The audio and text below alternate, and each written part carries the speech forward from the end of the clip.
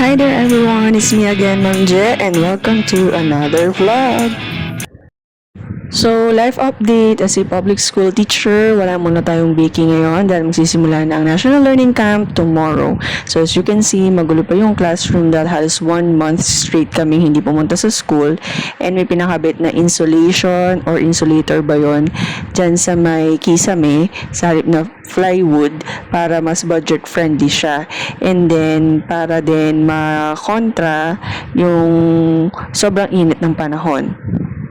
Gulo, madumi, maalikabok, ang daming dapat linisin, kaya sinimulan ko na ang paglilinis ng classroom ko dahil possible na gamitin siya tomorrow para sa National Learning Camp.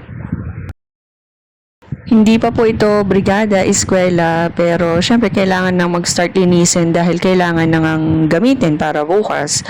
So, inunti-unti ko na, ayan, yung mga dapat walisin, yung mga sulok-sulok, yung mga maalikabok, kasi nga sobrang gulo dahil katatapos lang kabinan nga niyang nadya dyan sa kisame. Kaya, yan, minawalisan ko na, and then after that, inayos ko na yung mga dapat ayusin, tinanggalan ko na alikabok yung mga ibabaw, yung mga desk kasi niyan, yung iba nakataas pa. So, inunti-unti ko na siyang tanggalin, walisan ng alikabok yan, and then pinunasan ko rin yan ng basang-basahan. Hindi ko na lang siya na video kasi kumukulog at kumikidlat na. So, pinatay ko na yung cellphone ko. Yan na lang yung mga nakuhanan ko dyan habang naglilinis ako. So, kung mapapansin nyo, napaka-alikabok pa rin yung mga ibabaw ng desk. Namumuti pa yan dahil sa alikabok.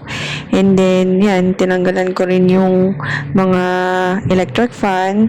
Although, hindi ko siya nalinis ng malinis na malinis dahil ang dami.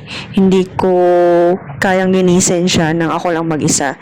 So, siguro, unti-untiin ko at saka sa Brigada Eskwela na mas malinis siya ng malinis talaga.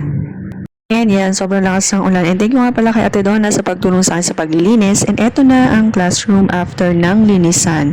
Hindi pa ito totally malinis na malinis, pero kahit papaano, nag-iba na siya. Luminis na kumpara kanina. So, thank you for watching. Kindly like, follow, and share. Bye!